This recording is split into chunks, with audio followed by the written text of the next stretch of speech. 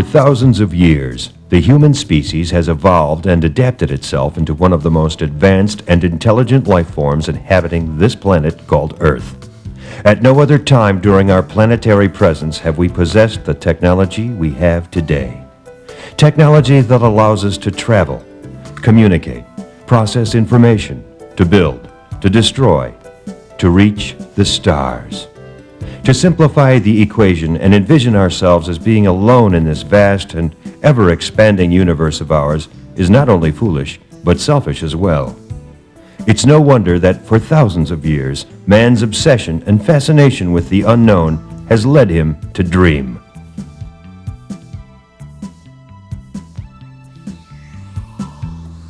The very concept of life beyond our planet is a theory being considered more actively today than ever before. It is a theory being shared by many scientists, scholars, and average people in all walks of life. It is a theory whose time has come, as the growing shift in the evolution of thought allows us to consider this.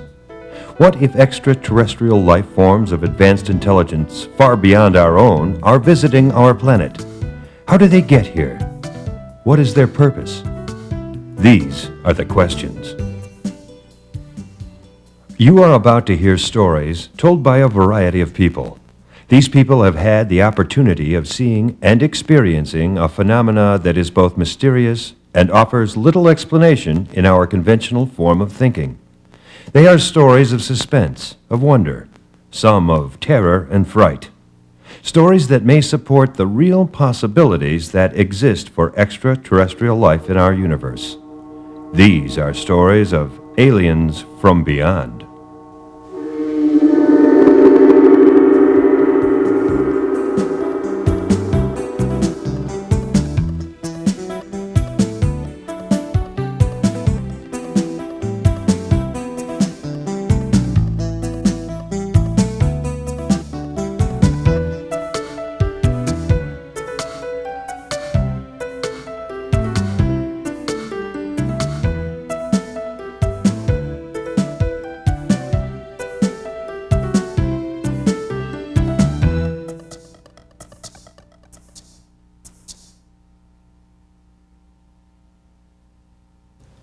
Today, as the study of UFOs moves from the remote sightings of the past to a more integrated and personal exchange with many of those lucky enough to witness this strange and often intimidating phenomena, we find that more direct cases of sightings and landings are being logged and reported on a worldwide scale.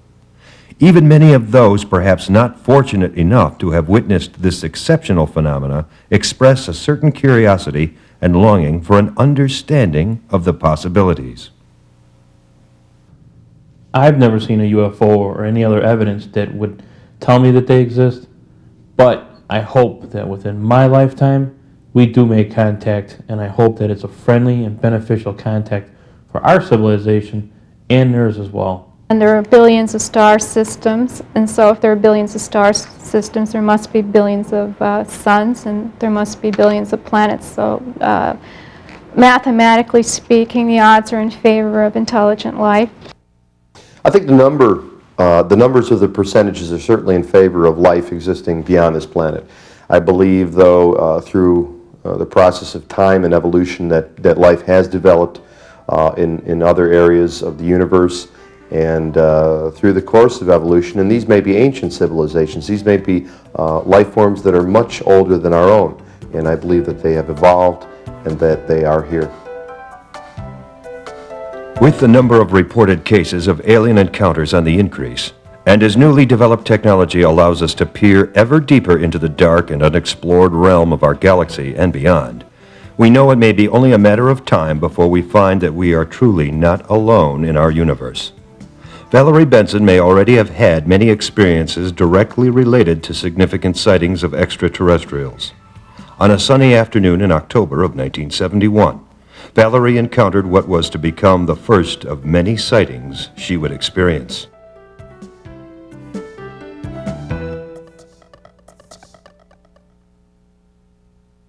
I was a student, freshman up at Northern Illinois University, 1971, October.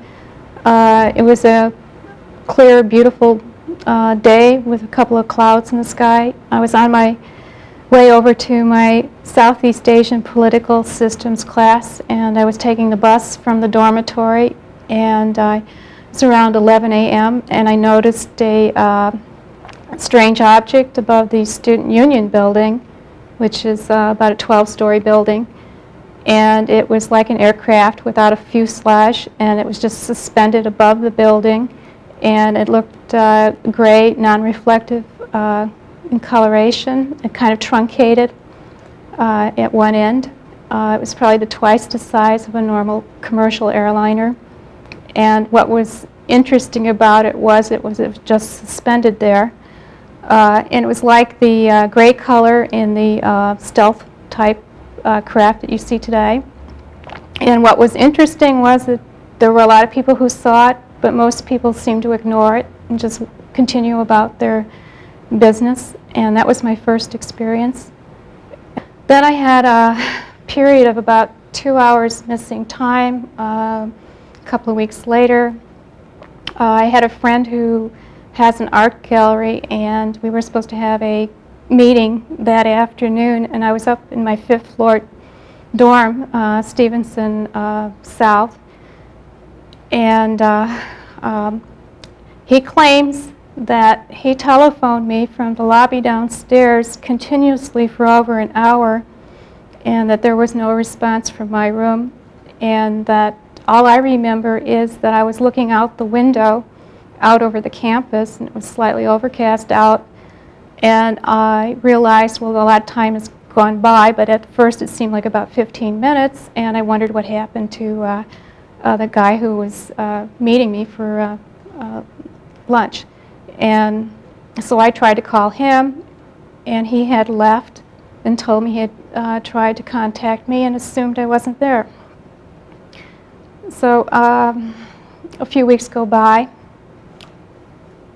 and I had another experience. I have a friend who is working in the physics section of the library, Northern Illinois University, and he wanted to show me the lightning bugs out over the cornfields and the stars in the sky. He thought it was the most beautiful sight, and we drove out down this farm road, and there are these fireflies, and it's incredible. And we're heading back towards town, and we're by this huge oak tree, and all of a sudden a large ball of white light with a 100-foot tail comes by soundlessly. He loses control of the Volkswagen that he's driving. We go into a ditch. The thing disappears about 3 feet above the ground in front of our car, and there's no sound, no nothing. We go back to town. We're not hurt. We thought for sure, this is about the time that the Kohoutek comet was supposed to be coming through, and which they had been reporting in the press, and we thought, well, maybe there's some connection to what we saw, and it'll be on the news that evening. We came back, there was no mention whatsoever of any large object appearing over the cornfields of DeKalb. And so we just talked about this among ourselves, and okay, that's one incident. Let's see, 2 incidents. The third incident, slow-moving red and orange fireball going about 25 miles per hour over the treetops near the dormitory towards downtown DeKalb, towards an old deserted park. This object seemed to have like an undulating flame, sort of like a plasma. I was with 2 other girls. One of my roommates said to me, "Valerie, did you see that?" And I looked up and I saw the same thing she saw. There were 3 of us that witnessed that. We did not report any of this because back in '71 nobody reported anything. But I was not interested in UFOs. I was interested in politics. I was going to a meeting of libertarians. I was involved in the Libertarian Party, and was interested in laissez-faire capitalism and the gold standard. And I had other interests, and I couldn't care less about UFOs because it kind of intruded into my personal life. And I would say there was dramatic change in my life after this. The sightings experienced by Valerie Benson are not uncommon to many who have experienced the UFO phenomenon. Many involve sightings describing flying craft of unconventional origin while other sightings may be described as nothing more than pure light. There have been many references made regarding the existence of UFOs. Throughout our history, there have been references regarding unexplained and unidentified phenomena, going back virtually centuries to ancient Egypt. The pharaohs of Egypt and the prophet Ezekiel both described circles of fire and wheels of fire, which lend credence to the fact that there was some form of unexplained phenomena occurring even then. So throughout our history, we believe that we've had many interpretations, both literal and spiritual, that can be applied toward the possible existence of UFOs.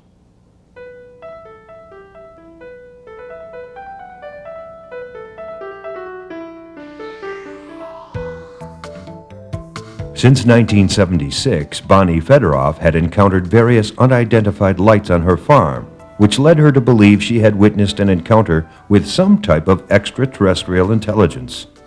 This would not only provoke a lifelong interest, but it would be the first of several other encounters with the UFO phenomenon. We had seen at various times over the 15 years that I lived on that farm, lights hovering in places where there shouldn't have been anything, because our farm had 250 contiguous acres bordered by wooded land and a natural area that's another 600 or 700 acres that are just not accessible to vehicles of any sort. So to have lights 20 or 30 feet above the ground, you have to know something is out there that doesn't normally seem to be there. We naturally would assume that we were dealing with helicopters or low-flying aircraft, but there wasn't anything to be seen like that either, and we did investigate it. These were various times during the early evening into the night and some daytime. So as many as 10 different reports that we were able to make over between 1976 and 1989. On our farm, we had corn crops up until about what would be about 300 acres to our buildings. And my husband had planted the crops and was checking them every 6 weeks for moisture and for weeds and that sort of thing. And it was getting to be close to harvesting time, and he went out to walk the fields to check to see if it was ready. And he discovered that only 6 rows in, which is about 30 feet in from the border of the field, he discovered a 30-foot circular circle had been just burned flat, ceramic hard. The plants weren't there, they weren't burned, and they were there for every other check since the crop was planted in spring. In other words, the crop was there, the crop was fine, the crop is gone, and now we have ceramic hard ground. And it was about 4 years before we really got anything out of that area. Later that same year, we began to have circles in our grass, also near to our farm pond. Round and round, perfect circles. Some of them 10 feet around, some of them 20, others in like 3 or 4 in little patterns.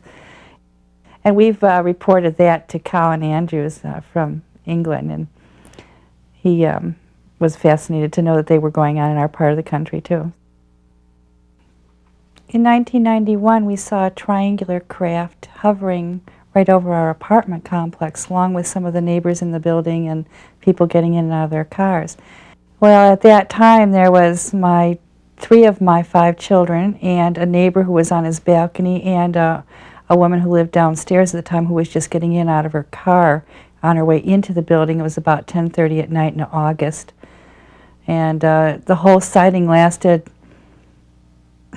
I'd say 15 to 20 seconds, which is long enough to have time to think and be awestruck and point and, and then as soon as that one went over our building, a second vehicle just like that also came from the south going north. So it would be as though it were going from Chicago to Milwaukee.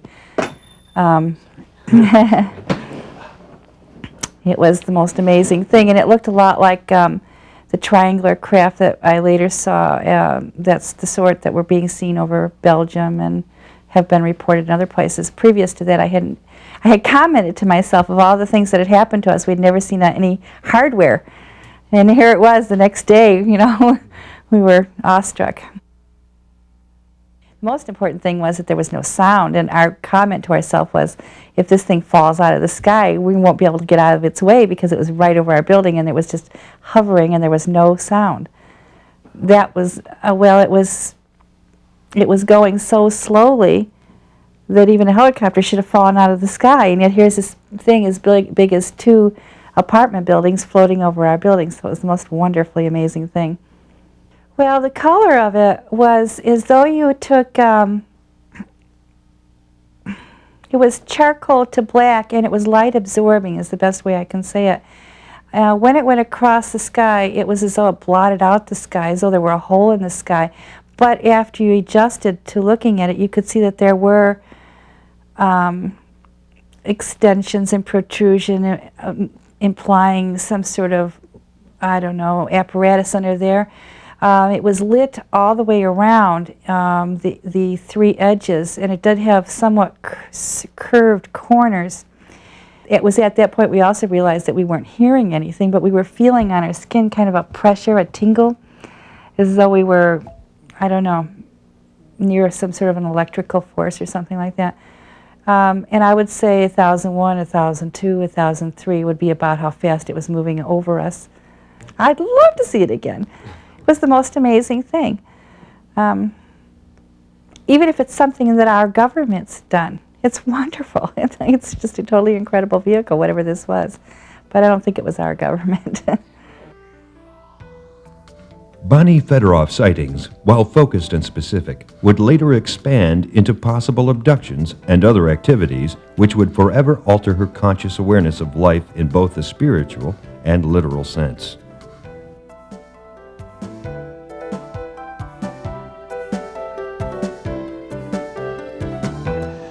Over the years, thousands of cases, commonly referred to as abductions, have been reported by people from all walks of life, here and virtually all around the world.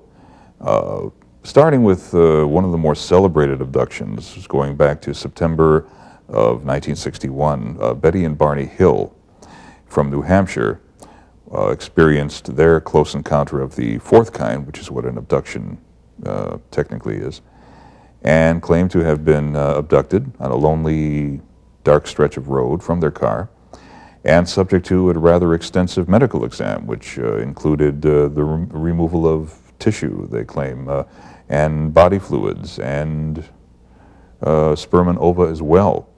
Afterwards, for recent decades now, we've had reports of thousands of other abductions from men, women, and children, virtually thousands.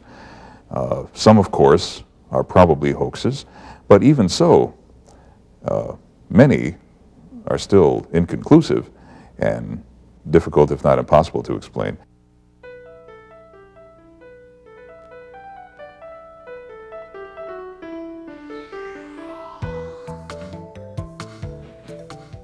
As in many other cases, Chris Olivo's encounters with the phenomena are comprised of a lifetime of experiences and sightings. Since her childhood, growing up on Long Island, New York, Chris Olivo has had at least 3 significant sightings. These sightings were extremely emotional for Chris and have profoundly influenced her life and her interpretation of this phenomenon.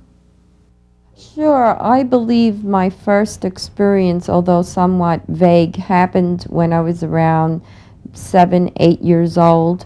My brother and my parents and I were driving back from Florida to New York, where we were living, and we happened to come along this empty dirt road, and it was just at the beginning of sunset.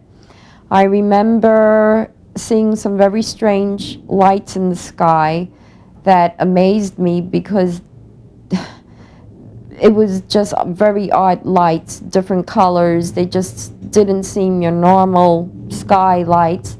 And this made me want to mention it to my father, which I did. All that I can remember after mentioning that is my father looking very stern yet afraid and pushing on the gas, which to this day I can't understand, because no one was around on this desolate road, and something compelled them to speed up the car at a very fast pace. After that, I had what I believe lost time. So I can't really go into that incident in detail because that's all I remember. Almost 20 years ago, Chris experienced her second sighting while riding a train from New York City to her home on Long Island. She recounts this experience from a journal she made not long after this sighting. My second and most dramatic sighting happened to me in my late 20s. It took place about a good 20 years ago. It was a clear, warm summer day. I was riding on the Long Island Railroad from New York City back to my home on Long Island. I sat back and relaxed and was relieved for the air-conditioned car and made sure that I got a seat with a window to view the scenery. The trip was going to take about an hour's worth of travel. About halfway through the trip, I was admiring the beautiful, blue, clear sky. I noticed a very bright spot in the sky. The object was round, like the sun, but smaller and much, much brighter. It followed our train for about the last 20 minutes or so of the trip. Every time we stopped, the object would stop too. By this time, I was quite hypnotized, wondering what it could be. I was so into watching this unidentified flying object, I had no sense of what was going on around me. The least thing on my mind was that it was a UFO, since things of this nature were of no interest to me at that time. After what seemed an eternity, watching in fascination, the third thought occurred to me that just maybe this was some kind of a reflection bouncing off of a shiny metal surface somewhere. So I hurriedly changed my seat to the one opposite mine and saw that it was still there. I got up, sat down, reared to my left, then to my right. If anyone was watching me while I was doing these maneuvers, they must have thought I was crazy. Finally convinced it was not a reflection, I settled back down, never taking my eyes off of the object. I was in a trance and didn't realize it. I almost felt hypnotized and couldn't take my attention away from it. Finally, about 2 stops away from where I was to get off, the train stopped to let passengers off. The unidentified flying object stopped along with us as usual. Then, quite suddenly, it took off, made impossible weird turning angles and gyrations, much too complicated and way too fast for it to be something ordinary. It shot straight up, and then puff, it was gone in a twinkling of an eye. My emotions afterwards were of elation, wonderment, mystery, knowing I had seen some kind of a phenomena. And I remember mentioning it to my brother when I got home, never to mention it again for fear that people would think I was hallucinating. I am amazed that still today I can remember this incident so clearly from my past. But this wasn't something you see every day in broad daylight, and the memory will never leave me. I know without a doubt this was a UFO. Another lifetime of sightings and contact with alien intelligence is that of Dorothy Bell. Dorothy's case represents not only sightings, but of abduction, close encounters, and direct contact with what she describes as advanced forms of vast intelligence. Yes, I didn't know what was happening. I was very young, maybe 5, because I think I wasn't going to school yet. And I would tell my mother about these 3 little white men that would come in the night. And she said, "Oh, Mickey, those are just ghosts. You know, that's silly. You shouldn't. Those are just bad dreams. Don't pay any attention to it." Well, these bad dreams kept coming back and doing things. And one time I woke up instantly. I just instantly woke up, and I was in an immediate state of panic.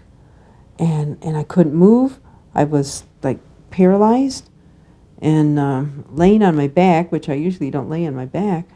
And it was dark, it was nighttime, And the only movement I had was my eyes, and I could feel the tears, just going down like that on the sides of my face. And there was those three little white men again, and they were sort of like floating. And they were thinking at one another. They weren't talking. They were thinking at one another, and they were discussing which one of my sisters, because the four of us slept in the same bedroom, which one of my four sisters they were going to take this time, besides me. And the one that they were talking about mostly was my sister Georgia Ann. She was, I think, under 2 years old at the time, and they were very dubious about whether or not to take her because they said, well, we haven't taken anybody this young before. Now remember, this was like in the early 50s that this was happening, late 40s, early 50s. And they said they'd have to adjust their equipment to accommodate her and things like that. And they were also discussing whether or not to take my sister Jamie because she was the second oldest. And I thought, well, I want to think at them not to take Jamie because Jamie's sensitive and she can't deal with this stuff. So I sort of screamed at them in my mind, and they just sort of turned around like in shock, and they have a way of, I don't know, shutting you up, a way of turning you off or turning off their perception of my thoughts, which is what they did because they didn't like being shouted at like that. And so I sort of went to sleep or something. I don't remember what happened after that. The next thing I know is I was holding Georgia Ann's little hand, and I was lying to her. I was telling her, don't worry, Georgia Ann, I'll protect you.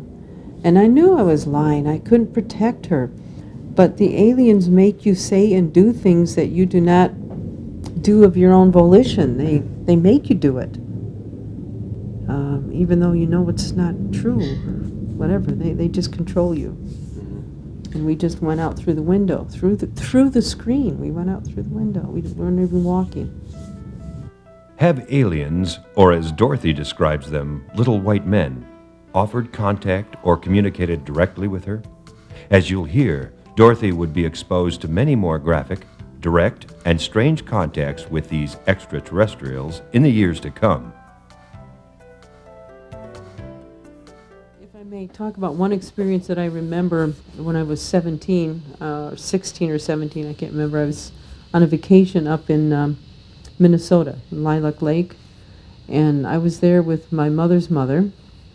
And at first I thought it was all right, this is what happened. I don't understand it. It was around midnight because it was so black and at night, and there was no moon out, and my grandmother and I walked down to the end of this wooden pier, and there was a boat tied up there like it was waiting for us. We didn't speak to one another. It wasn't necessary. We got into the boat. Now, the crazy thing is I've never been in a rowboat before in my life, and my grandmother would not go in one during the day because she can't swim. Well, neither could I at the time. We got into this boat, and I had never been in a rowboat before in my life. But I sat down and I thought, well, I guess I have to row it. I felt this compulsion to row this boat out into the middle of the lake. Why? There's nothing out there. And my grandmother and I were sitting in the boat in this moonless night waiting for something to happen. Well, I had an awareness that someone or something was watching us, and as soon as they saw us, kind of slipped into the water, like it was an object that slipped into the water. And what I saw was these three round discs in the water, arranged in a pyramid type of shape, and they were coming straight for us. They were underneath the water, and they were traveling under the water faster than what in 1959, 1960, nothing could travel that fast under the water at that time. That was man-made. And yet these three glowing lime green orbs were coming at us, and in front of it was this big round structure, this big round metallic structure that was dark like the water. And it slipped into the water, came straight for us, and I asked my grandmother, crazy question, I said, Grandma, do you believe in flying saucers? And she said, oh, Mickey, you know there's no such thing as that. Well, after something happened, like there was a break in a sequence, like if you're watching TV and you turn it off and then you turn it back on, there's a little break. There was like a break. And this thing comes out of the water, this round object. I turn my head away. I don't know why. I just turn it away. Thing comes out, makes no noise, and then it's gone. And I was sweating a lot, and my clothes were twisted, and I thought, I'm different somehow. I'm different. And I think what happened, as I think back, is either I was impregnated at that time again, or the fetus was gone. But I really think that was during the time I was impregnated, one of the times. And then we must have rowed back to the little wooden pier, tied up the boat, and then all I can remember is the next morning, it was so early, I looked at the lake, and the lake looked like a piece of glass. And my aunt teased me and my grandmother for the next 2 weeks, about our midnight boat ride. Otherwise, I would have thought, well, maybe it was a dream. But she kept teasing us about it constantly. So it was not a dream. An even more disturbing and bizarre occurrence, if abductions aren't bizarre enough. But now we enter into a whole other realm of strange animal mutilations. Various types of animals, dogs, cats, rabbits, horses, goats, probably more commonly, for some unexplained reason, cattle that have been reported being mutilated in a very precise way, with incisions made by very high heat, certainly having their bodies being mutilated in such a way eliminates any predatory animals, because they wouldn't attack an animal and leave any precise incisions of any kind. So this also lends more credence to the existence of some unidentified, unexplained phenomena that could possibly have caused these mutilations. Michael Muha has had several encounters or sightings of UFOs. Muha, a native to central Wisconsin, has occasionally viewed various unidentified craft from his own backyard and recounts various experiences over the years, which leads him to believe that the UFO phenomenon is very real.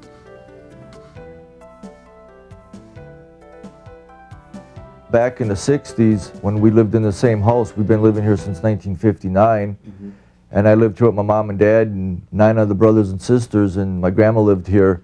And then we were outside, or my mom was outside one night, and then we seen stuff up in the sky, and it was 14 little round dots. And then the thing is, looked like they were marching or getting ready to go on some kind of maneuver. They were maneuvering up in space. And then what they did, they changed from red to white to blue. And then my mom and dad, I guess that year, they called the police department. They came over and looked at them, because they were out there about an hour and a half. And then they came out, and the police department says, yeah, those are UFOs that they figured it was. And then the newspaper people came down, and they seen them, because they were out that long, almost an hour and a half. And all of a sudden, everybody seen them. They just all shot off in different directions, and they took off. And then when I was 12 years old, when I was camping out in the backyard, my brother and I, we seen a triangle-shaped one. And the triangle was shaped just like a triangle, with the point going forward, and the back part of the triangle was the back end of this craft, and then it was about maybe 3 telephone poles high in the sky, and it went from west to east over the house, our house, and it was all surrounded by lights, big lights, and then the center was black. When you seen it from the bottom, the center was black, but the whole thing was surrounded by all big lights. It looked like a diamond necklace, triangle-shaped necklace going through the sky. It was in November of that year when my mom and dad had a cottage on Papke Lake, and then the moon was out that year. That was during deer hunting season. And then what happened, we were on the road and you could see Papke Lake, because everybody says, oh, look at how nice Papke Lake looks like under the moon. And all of a sudden, here comes a craft, a spacecraft. It was underneath the moon, and it looked like you take two cigar-shaped, but not that long, looked like pie plates, but they were like stretched out, and there's like one on top of the other, and you could see the metallic form of them. And it was a dull metallic form, and it was under the moon, flying. And it was just taking its time. It was like going about this slow. It just took its time. And then all of a sudden, it just shot up and took off, and you couldn't see it anymore. That was it. While the list of sightings continues to grow, and as more credible evidence confirming the potential for life outside our planet builds, there are certainly many people who haven't had such experiences, but continue in their belief of extraterrestrial life. Sarah Hefner has had several significant experiences or sightings over the years. Most have inspired her while leaving a feeling of helplessness and fear of the unknown. My first experience with the UFO phenomena was in 1967 or 1968. I'm not exactly sure of the date. It was summer, probably late July or early August. My boyfriend at the time was hospitalized on the north side, and my mother and I had driven to the hospital to see him. And we were heading home. We took the Kennedy Expressway heading south, and had just gotten onto the Dan Ryan Expressway in downtown Chicago, heading south again, probably around Roosevelt Road. I believe the Dan Ryan is high at that point. And we saw a strange object in the sky. It was dusk. It was, I would say the sun there was still a little light in the sky. And we saw an object that looked like it was elliptical, and it had white lights on it that looked like they were moving around it, like this, blinking sort of. And we both noticed this object, and we marked, oh, isn't that strange? And we kept looking at it, and I don't even recall who was driving. I think my mother was driving. And we both watched it, and we knew it was something we had never seen before. It was moving very slowly, and suddenly it disappeared. And we were looking for buildings, high buildings that it could have hidden behind. There were none that we could see. All of a sudden it reappeared and just moved very, very slowly along.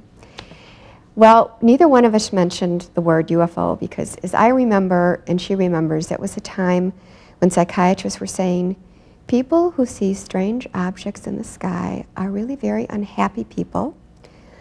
They are searching for something outside of themselves and outside of the planet to make them happy and to bring them peace, et cetera, et cetera. So we never mentioned the word UFO. We just kept driving and sort of forgot about it. Well, the next day my father said to me, what did you see in the sky yesterday? I said, I don't know. I said, we saw a strange object. And he pulled the paper in front of me, and there on the front page of the Tribune, I believe it was, we still have the article, was an article saying that many people had seen this strange object, and one of them, whose name I believe is in the article, was a person who worked at the airport on airplanes. And he said, I'm a believer, I'm a believer. They had described a very similar object to what we had seen, and so we connected it and we feel certain we saw something unexplainable. The second experience I had was, I remember the date, it was November 10th, 1990, and I was driving from Champaign, Illinois. I had gone to visit my son, who was in Champaign, Illinois at the time. I took Route 57 to Route 80 to Route 94 to Route 20. I was going to my cottage in Indiana. I was meeting a friend there, so it was important that I arrive. As I was leaving Champaign, it was dark, it was dusk, and the sky, I was looking, I believe at the time, if I remember correctly, I could see Mars and the Pleiades in the east. And I kept my eyes as I was driving and watching that, because I love to identify, if I can, what's out there and what I'm seeing and so forth. And then I saw a bright, amber, sparkling, beautiful light as I was driving 57, sort of in the northeast. And I was thinking to myself, could that be the star Capella? I wonder if it is. And I kept driving, and I realized that it wasn't a star because it wasn't stationary. It wasn't, you know, as you drive along, something will stay in the same spot. So I was driving along at about 60 miles an hour or so, and I realized that I was coming closer to this beautiful, sparkling light. And I was heading toward a overpass, and I thought, well, when I get on the other side of this overpass, I'll be able to see what this thing is. Well, I got on the other side of the overpass, and there was nothing there. It was gone. Then I realized I could see another beautiful, sparkling light farther down the road. And again, I thought, well, as I get closer, I'll be able to see what this gone. As I approached it, as I got closer, gone. And no sign, you know, if something is there, like if it's an airplane or something, there'll be strobe lights and there'll be something left. You'll be able to see the shape of an object or something. Nothing. During the entire trip, I saw 10 of these beautiful, sparkling amber lights.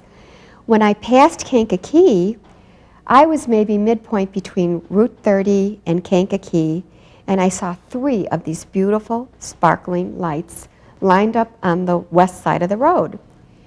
And I started to slow down. In fact, I was going about maybe 10 miles, maybe 5 miles an hour down Route 57, and the car in front of me, I noticed, also had slowed down. I thought, well, they must be seeing these lights too. And as I approached the first one, it was to the left of me, it blinked out, completely disappeared. Nothing was there in its place. The second one started to move, and it moved, and I was driving in my Volkswagen like this. My head looking up out of the windshield, and above me was a triangle. A perfect triangle with amber lights. The point was heading east. And I don't know what, the front of it, if you can call it a front on a triangle, was heading east, and it had an amber light here, an amber light here, and an amber light here. That resembled, if you've ever seen a fluorescent light in a kitchen, a circular light. The ones that I have seen always have like a little break in them. You know, this was a perfect circle of light on each corner. And instead of stopping my car and being curious about this, I was curious, I was frightened. I was very frightened. And I stepped on the gas and I kept going, as did the car in front of me. Now, whether the car in front of me saw this object, I don't know. And again, there was still another light ahead of this one, and as I approached it, it blinked out. The only one that moved was the middle one, and it moved directly over my car. And I don't know where it went because I was afraid, and I kept going. I'd never seen anything like this before. And I connected it with an intelligence somehow higher, much higher than mine, and I became fearful. Well, on Route 80, I saw nothing. Then when I got onto 94, I saw 3 more of these lights to the right of me this time. And again, each time I approached them, they blinked out, and they disappeared. I got on Route 20 and hadn't seen any more. And I was almost to the road that I take to my cottage, and I have to pass the tollway. I have to pass over the tollway, and there's a nursery to the left of me. It's called Small's Nursery. At that moment, out of the sky in front of my car came a bluish white light heading right toward my car. It swerved and went over into the Small's Nursery field, and sparks flew out of the front of it. If, again, there is indeed a front of it, it was like an egg-shaped object, and it disappeared. Well, I was very, very frightened by this time, but I was almost to the cottage where I was meeting my friend, and I kept going, and that, to my knowledge, was the end of my experiences for that evening. Is the possibility of extraterrestrial visitation merely a product of our imagination? Are we just seeing ghosts in the sky, man-made objects, or just natural phenomena? But there's more. Evidence which is hard to explain away. Where did it come from? Constantly, debris falls from the skies. Every good detective knows there's a trail of evidence. Will we understand it in time? So far, science has proven to be the best answer to the question. Careful analysis must not be swept under the blanket of superstition. Watch. Be patient. You may be the next to observe what clue explains everything.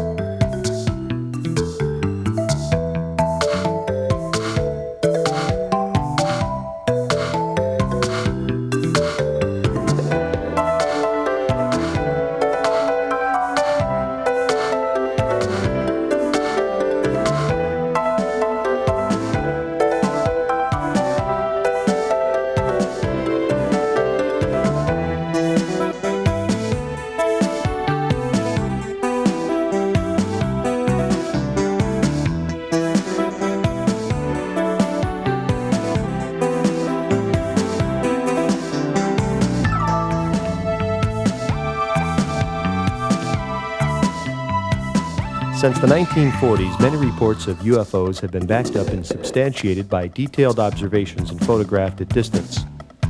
Many of the reports depict the classic disc, or saucer shape, with a great number of current sightings referring to large triangular-shaped craft of very high speed with little or no sound of propulsion. Sightings of all kinds have been made worldwide and continue to grow.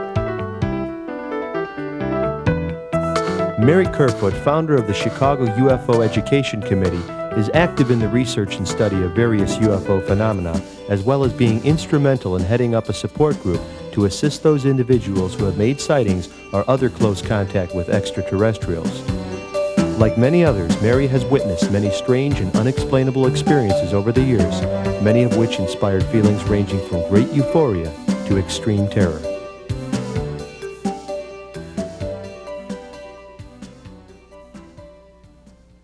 At the time, 4.5 years ago, when the light came in, I had gone to bed, and I had not fallen asleep, though. I had just gotten into bed. And then I thought someone was shining a light through the window into the room, until the circle of light, which was pale yellow, it looked very much like a large flashlight, end of a beam, moved into the room. But when I realized there was no beam, I then just went into a state of terror, and a very familiar state. This has happened to me as a child quite a bit. It was almost like a conditioned terror response. And my first thought was, oh my God, I thought they were through with me.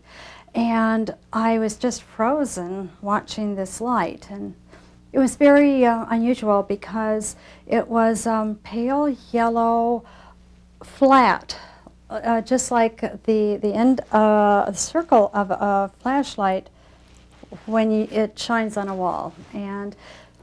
But it didn't have to hit a wall to be seen.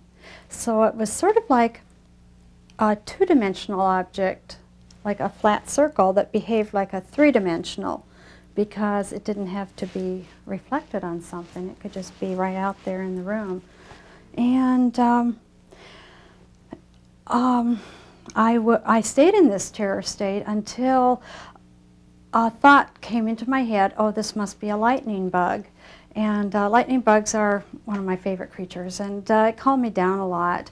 And then at some point, I realized it was no longer there. And after that, it was like a 180-degree turnaround in my life. I felt compelled to learn more about my experiences. I had to remember now. And I needed to let the rest of the world know, too, about this phenomenon, which, until that point, I had told no one.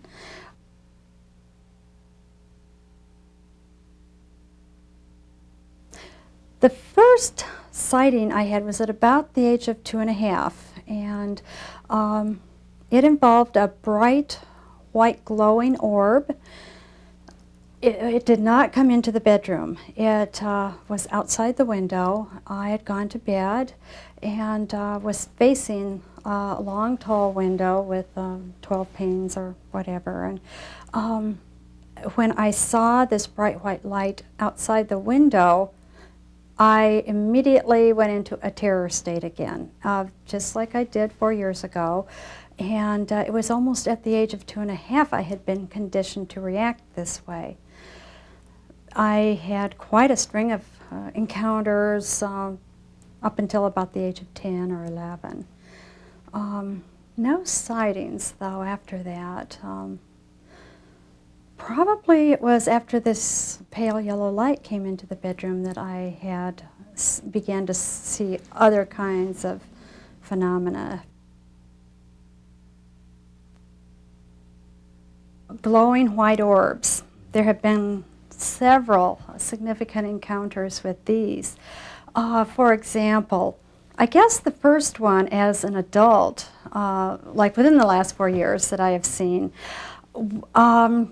was at night. It was May of 1993. I had gone to bed and I had fallen asleep actually, and was then awakened by the room filled with light. It was just brightly lit up, and the drapes were open, and I saw just outside, not really close to the window, but sort of above some of the houses, but yet it was close enough I could see like roundedness of it, a glowing white orb, and it was the most fantastic experience or maybe next to the most fantastic I've had with one of these objects. It was playing a beam of light on my face, and I was in a state of intense euphoria by being in this light. The light felt fluid. I could feel a movement from it, and all I wanted to do was just curl up in this light and just stay there forever. And I actually did that. I took my pillow, I curled up in the light, and then I realized our dog had to come in, and I didn't want to leave the light, but my sense of duty said I have to let her come in. And so I reluctantly left the light. I went to let the dog in at the back door. I wiped her feet, and I just could not wait to get back to the bedroom to get back into the light. And I somehow had a lot of faith that it would still be waiting. And so I ran in, and sure enough, there it was. It was waiting, and I curled up into the light and immediately fell asleep. But all this time, I felt so euphoric and just overwhelmed with beauty. And when I was going to let the dog in, I thought, wow, this must be what people mean when they say moonstruck. It looked just like a moon, just like it, but it was too close. After I awoke about 3 hours later, tears were streaming down my face, and I felt an intense sense of loss and longing.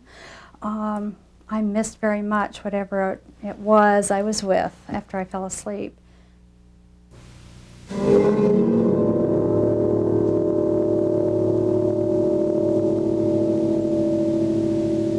I was driving down a dark country road. It's a beautiful, beautiful drive, and it's a beautiful place to look at the stars. It's out in the country, you know, it was blossoming spring. It was a crisp night. It was clear and cold, you know, but there was no frost. It was definitely spring-like. And off to the north, just at the corner of my windshield, was this bright, bright, sun-like halogen circle. And, you know, the first thing that came to my mind was, oh, that's why they say, oh, you're looking at a headlight. You know, it's not really a UFO, it's a headlight. But it was only one headlight, and it was way up in the sky, and there were no other roads around. You know, this is in the middle of farm country. You pass pig farms, and it was cold, and it was dark, and there was just one big, huge, bright light. There was no question in my mind that this was an unidentified flying object. It was high up in the air, it was flying, and I had no idea what it was. So I sat there and stared at it a good, 15 seconds, and then suddenly it started to move towards me. I felt as if, uh-oh, it spotted me, it knows I saw it. So I'm like, okay, just keep calm, because it's not going to hurt you, it's not going to hurt you. And it kept coming closer and closer, and this is about 10, 15 seconds, so it's kind of, it's a long period of time. And I'm thinking, it's not a headlight, it's not a plane, and it's coming at me at a high rate of speed. And now I'm absolutely terrified to the point where I'm trying not to, it's not funny anymore, I'm not excited, I'm absolutely terrified. The light got absolutely blinding. I started to try to drive faster, but I could feel that I was going off the road. I was on a 4x4, and I could kind of feel it getting bumpy, and so I couldn't go very fast. I was trying to run away as fast as I could. It was blinding. I couldn't see where I was going. I didn't hear anything. Suddenly, the whole car is full of light, and I can't see my hands because it's just bright. The outside, I can almost see like stark parts where trees are, as I'm passing them. And I'm thinking to myself, hurry up, get out of here, get. And then the light shuts off. It wasn't that the thing flew away, it just shut off. It was gone. Here I am driving half off the road at 70, 80 miles an hour as fast as I could go. I'm trying to pull the car back on, and I'm trying to look. I think it's got to be right over me. It couldn't have flown away that fast. It couldn't have just dodged out of here and I can't see it. It was blinding light. I saw it coming for miles. Where did the thing go? It must be right above me. And I'm looking out, and I'm too scared to unroll the windows and look out of the car. I'm too scared. I'm not going to pull off and get out of the car and see where it went. I just know it's right above me, and it's going to get me. So the whole way home, driving at light speed, I'm looking around trying to see if it's still following me. I'm checking my rearview mirror, seeing if it's behind me. I keep thinking it's got to be around. It couldn't have gone away that fast. It couldn't have just been from a bright sunlight to nothing. The object itself was more of it was definitely circular. It had specifications. It had definition to it, but you couldn't see a surface. It was just radiating such a bright, bright light that it was blinding, and the closer it got to you, it became impossible to look at it. It was like the sun coming right at you, but it definitely had, dimensions and to it. So it was an object. After that experience, my dad always had the belief that aliens were benevolent. They were nice creatures. They would do mean things if they were mean. We would have known about it by now. But after that, I've never been so absolutely terrified in my life.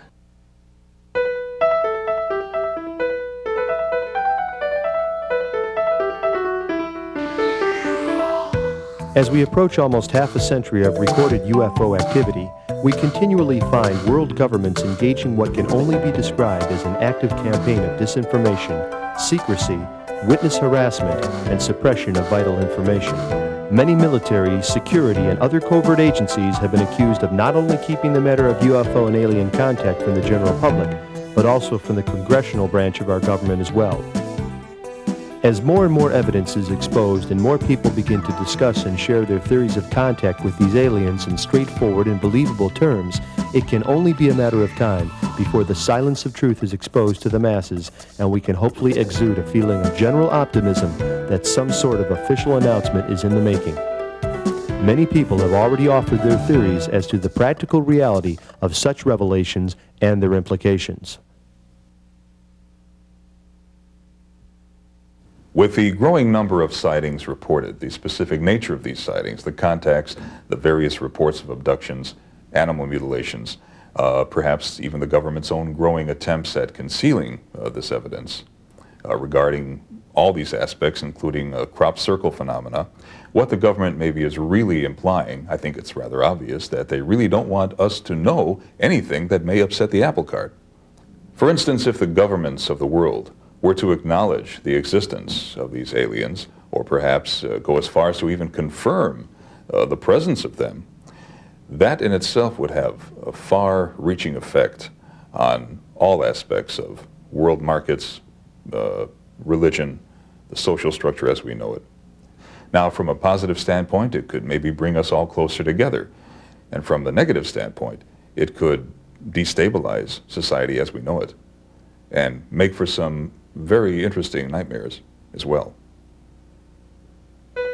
While many observers continue to look at the Roswell, New Mexico crash incident of 1947, in which purported remains of both an actual flying craft or disk and its occupants were recovered by elite forces of the military, these remains were then locked away within the confines and containment of a top-secret program to be researched and back-engineered.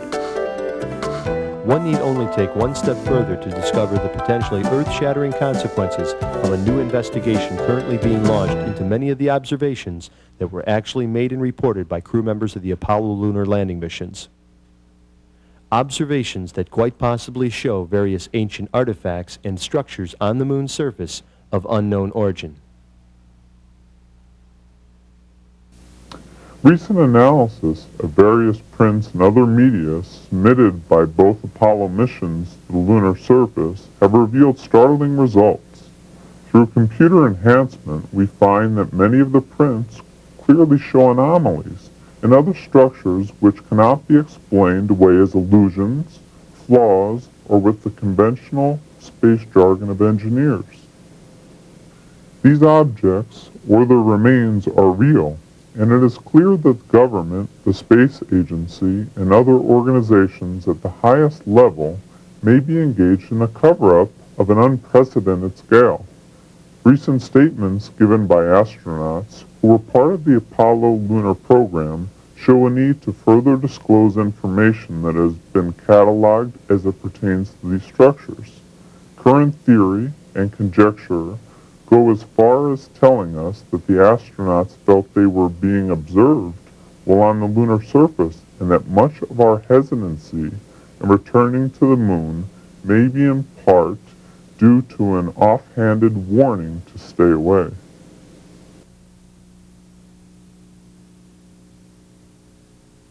We can even go one step further in conjecture and look at the interest being given to almost Earth-like features being seen and studied on the Martian surface. Features that, while ancient, may lend credible evidence, especially with new findings and conclusions. The small meteorite fragments found here on Earth in the Arctic may have been blasted from the Martian surface by some cataclysmic collision with a comet, traveling millions of miles through space to eventually land here on Earth. These fragments, as many contend, may show some type of primitive life forms.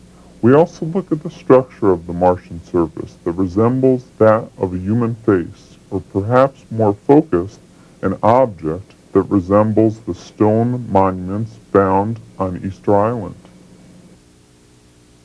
many people have drawn different opinions and theories concerning the potential for life beyond our planet.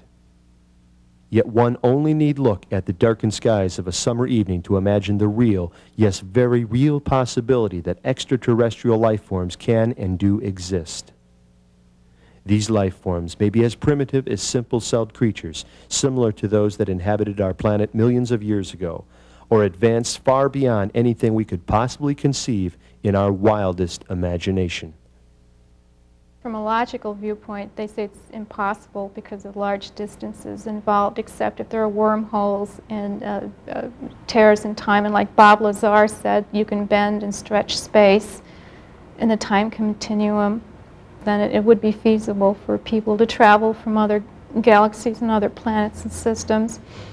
And there are billions of star systems, and so if there are billions of star systems, there must be billions of suns, and there must be billions of planets. So mathematically speaking, the odds are in favor of intelligent life, and I personally feel they've probably intermingled with us in past civilizations previously, and there have been encounters, and they could possibly, for all we know, have some kind of arrangement trade-wise or in other respects.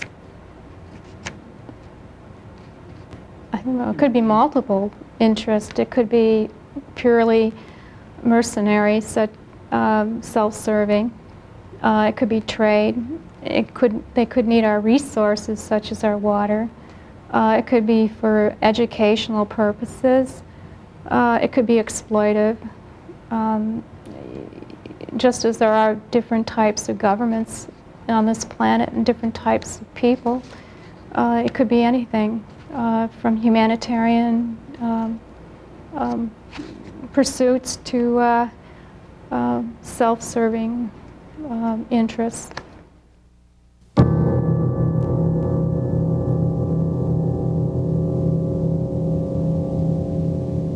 I feel that we are being contacted by more than one type of alien culture. And this is why you're going to get different variations on abductee experiences. There are so many theories out there today. It could be one or it could be all in the above. It all depends on the type of alien that has contacted you. There are two camps in the UFO community, one having contact with malevolent beings, the other with the benevolent ones. Most of my experiences have been with what we'll say the bad ones, and therefore I feel that their contacting us is very negative. The conflict is where the ones that have contact with the good, supposedly good aliens are always pointing the finger at the other camp, saying, you're missing the point. You're not getting the true message.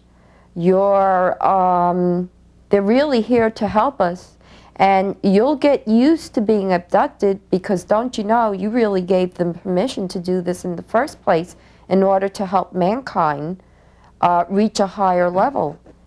And I say baloney, because if these aliens that have contacted me have been on this earth for thousands of years, don't you think by now they have studied us so long that they would know if they're hurting us in any way or not? Sure they know. Sure they know. And kidnapping is not consenting. All in the name of good? I doubt it very much. I mean, a lot of abductees have gone through very painful experiments at their hands. And how can you logically say, oh, this is for the good of mankind, you'll get used to it, it's a spiritual thing? My main concern is that this doesn't turn into some kind of cultish religion.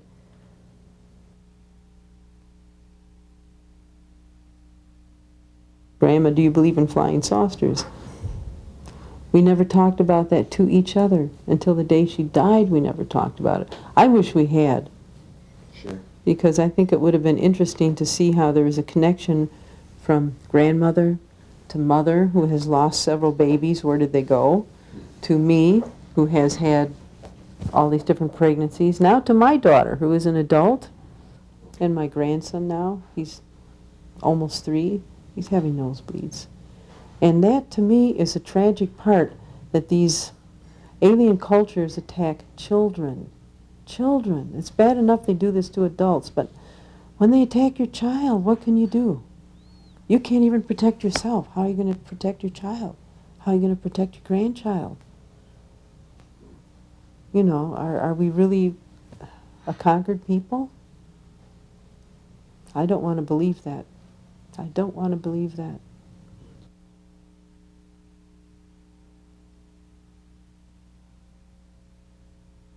There's a big connection between humans and aliens, and it's a very physical type of connection. And for humans, it's a very emotional type of connection. Aliens don't have that same type of emotionality that humans have. They don't understand it. They don't, to them, our emotionality makes us very unpredictable. They don't know why we are so attached to these little babies. They say, why bother? Because look at all the babies that are aborted. Sure. You know, so why is there this attachment?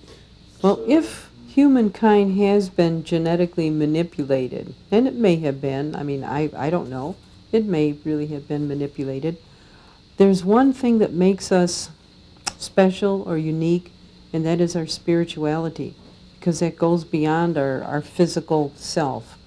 And that's something that is elevating. It elevates humankind. And that's something that the aliens have a lot of trouble dealing with. That's the thing that sort of makes us not slaves. It makes us something a little bit better than just genetic lump of flesh that can be manipulated. There's more to us than that. It seems that as I get into each subject matter and become more curious, that's where I'll stay for a while. I started out with the abductions, okay, and which led me into the government cover-ups, which led me into another avenue, and it seems that no matter what point a person might start at, they're going to get involved with all the rest of the phenomena. The UFOs, the government cover-up, and on and on and on. So it's a never-ending thing. Once you start, there's so much information available out there, you can't stop. You can't stop because it just keeps coming and coming and coming, and you find yourself at times so burnt out from all the information that you just have to take a breather and then go back into it again and keep going. One thing that's important is food source. Why do you think there's so many communications in the crops? Because what is going to get people's attention? Their food source, for one thing. So if you want to save yourselves, yes, look to your food source. Gather up some little seeds and hold on to them, because you might have to plant them someday. You might have to depend on yourself for your food.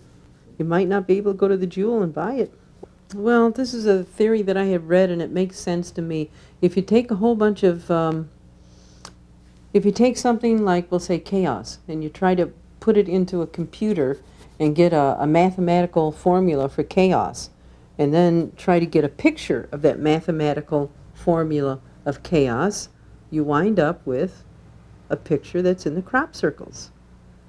Now, if we could do the reverse of that and look at the picture and say, okay, what does this picture mathematically represent? Put it into a computer and then read it and find out what it's saying. That's how I think we're going to find out what these messages are.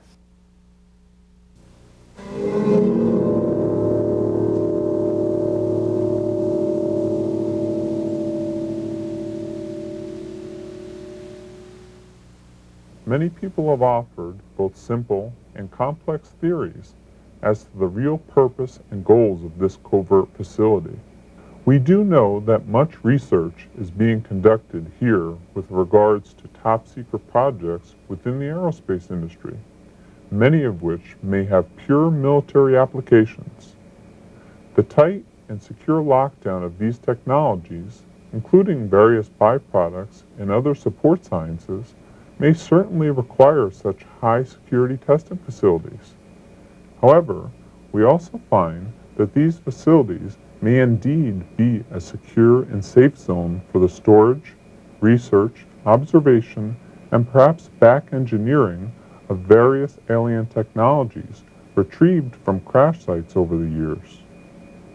We also know that few other facilities utilize the same type of security enforcement as found at the mysterious Research and Development Facility known as Area 51.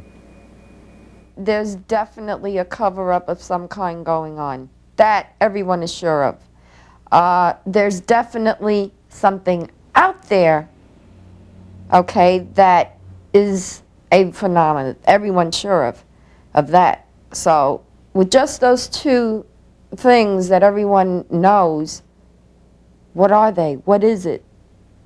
That's enough. You know, regardless of all the other stuff that people are saying, just those two things, what are they? Why don't we know what they are or what's happening? So something is definitely going on in both respects, UFOs and government cover-ups. They're hand in hand. And now that more people are talking about it, because of the electronic media, I think that has helped to bring out a lot of these things because of book publishing. People are saying, hey, I had that experience too. Hey, I had that experience too. And that sort of is bringing people together in a common place.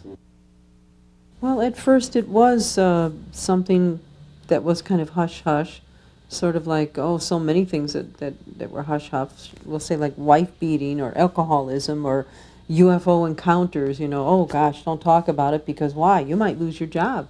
Somebody will think you're crazy. And so people did kind of keep a lid on it at that time. But like I said, now it's becoming more of a common thing that people are finding out that they have a lot of things in common with somebody else that's had a similar experience. There seemed to be a period in time where it sort of was very quiet. That doesn't mean that there weren't any sightings. But this Roswell incident certainly brought it back into existence, full-blown. And it's taken off ever since then. I mean, people want to know what is going on. There is definitely something going on, and I find it very hard to believe that the whole world can be mass hallucinating the same things. This is what I always question.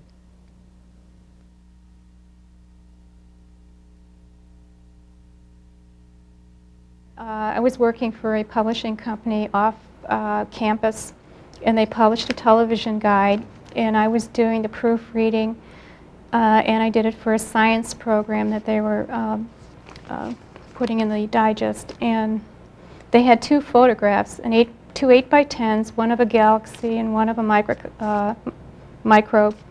And I asked them if I could have all the science photos, and they said, sure, you can have them. So I put them in a manila envelope, and I went down to this restaurant downtown DeKalb, and this man came in, and he was about in his 50s, and he came in, and the waitress seated him across from me, and he started talking to me in a friendly conversation, and he knew everything about me. And he knew I was an artist, he knew what my interests were, he knew my family, he knew things that were personal, which he should have no business knowing at all. And he said he was a businessman from Sycamore, and if I'd be interested in painting the bric-a-brac in his living room in his Victorian house.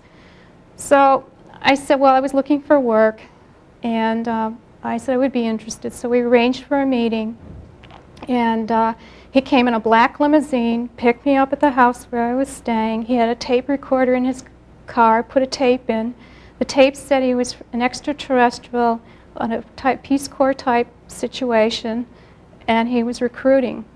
And he wanted me to work for him to manage a gift shop in Sycamore. And I was a bit incredulous, but no, this man was very strange. He knew too much about me, and it just didn't seem right. But it was all connected in that time frame with the UFO sightings I had had, and he knew about the sightings. So either he was truly someone of an extraterrestrial origin, or he was a government agent. Like he could have been CIA recruiting, I don't know. Except that I was 21 and I thought that was a little bizarre. So I packed up. I decided to leave town, not tell anyone where I'm going. And I had accepted a job at an art gallery in Houston. I hopped on the Greyhound bus. I didn't tell my family where I was going. Went down to Houston, Texas. Got to Houston, Texas. Was at the art gallery. The manager's son came in one afternoon and said there was a UFO over the art gallery. And I didn't see that, but that we had not discussed this either. I hadn't told him anything about my experiences back in Illinois. I decided to go for a walk one afternoon. I went over to this bookstore down by the corner, and I met a lady chemist who told me about a man who was a scientist, who was with a corporation, who was looking for an artist to do the logos for the corporation. And she also knew I was having a terrible time with this art gallery, and she offered me a place to stay. So I moved out of the art gallery, got away from them, and she introduced me to the Magnetic Energy Corporation in Houston, Texas. And this one man was a scientist and an artist and an inventor. And his name was Ashton Moschel, and he had 2 birth certificates, one German, one American. And I went out with him a couple of times, and I agreed to do the corporate seals, and I have copies of these seals that I did, and they paid me for them. But in the interim, I had an unusual experience with him because he also had a record which had the same message on it that the man in DeKalb I met, whose name was Jeremiah Van Kirk. Ashton Moschel had the exact same message on this record, that he was working with extraterrestrials on magnetic engines for spacecraft and was in communication with 100 scientists.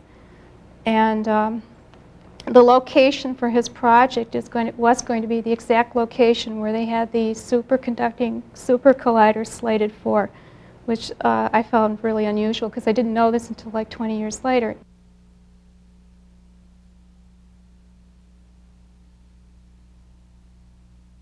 I think that if I know about it and every third person up and down the block has seen it or knows somebody who's seen it, the government knows about it. Do I think there's a cover-up? I think that cover-up is probably as good a word as any. I think that there is an effort to keep things under control as far as what the public knows.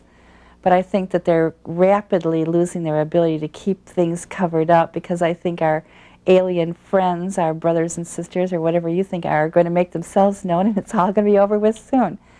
I'm not really into the idea that the government is some malicious force out there trying to suppress us, and because I think really they don't know what to do either. I'm trying to be kind about the whole thing, you know. I know you hear about all kinds of suppressions that they've supposedly done to people over the last 40 years, but I don't think that's going to be able to hold on much longer. Let's put it this way. If there is such a thing as government suppression and suppressing people like me from talking out, I feel like I'm safer speaking out and being known than I am hiding somewhere. And so that's why I say that those people who are afraid to talk about this issue, let's get out there and be known, because that's the way to get this suppression and this cover-up over with. Somebody asked me once, aren't you nervous about doing this sort of thing? And I figured, well, I've seen aliens in the night. I've had trips and done things that are terrifying. I'm night flying. What is it? Anything left on this planet that's going to hurt me or scare me? And for people who don't have that kind of an attitude, what's the worst thing that can happen? Somebody who hasn't had an experience and is ignorant can make fun of you Is that the worst thing? Is that what you're afraid of? I do understand some people are afraid because their careers could suffer or their place in the community, but maybe those are the very people who ought to be speaking out and making their own personal situation known. It turns out, from my own personal experience, that there's a variety of different extraterrestrials, and let's call them ultra-terrestrials, and also, you know, terrestrials that are here visiting, and they have different reasons and purposes. You hear a lot about the Greys, and people have given them good press and bad press, but there's others that are here that are from different places in our universe and other universes. The whole story is apparently that there's an end times sort of a situation going on, and that maybe you could think of it as an open market, and that people are coming for different reasons, some with good motives to help humanity and salvage some of humanity, others as a salvage sale, who knows? I mean, my own personal experience has been with the Greys, and also with Nordic types, and also with a group that I'm now more comfortable with, that you actually probably couldn't even see them unless you develop your ability to see wide vision, maybe. It's just different things. Discarnate, that's a good word for it. Maybe they never had bodies, or at this level we only experience them telepathically. I would have laughed a couple of years ago, but our experiences have escalated to where I'm having experiences with entities that I can't always see, but I can sense them with other senses. Well, there's plenty, nowadays there's plenty of organizations out there, one of them being MUFON. Their main office is located in Texas, and they can do what I did, and that was to call information and just ask them for the phone number of MUFON in Texas, and they will be able to give you information to other support groups in your area. And I suggest that they do try and find a support group. It's very important. I think that if I had no support group to go to, I think I would be very troubled.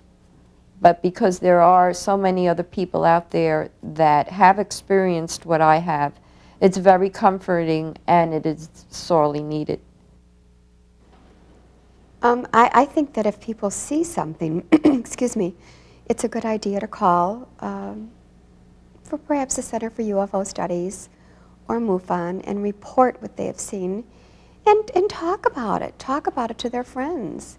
They may be laughed at, but I think it's good to talk about it and make people aware that there are normal, average, everyday people out there who see things. You know, and that perhaps we are not alone. And I think the more that people talk about what they've seen, the more maybe curious people will become and maybe perhaps look and have their own sightings. With each passing day, with each new report, as more pressure is being applied to release many of the government censored documents that could perhaps confirm the presence of alien life forms, we do move even closer to the day when this phenomena moves out of the fictional realm and into one of true light and reality. As we close this brief overview of the complex issues that surround the possibilities for the existence of alien intelligence in our solar system and beyond, we have to try to put in perspective the questions or motives for confirming such an intriguing and timeless thought.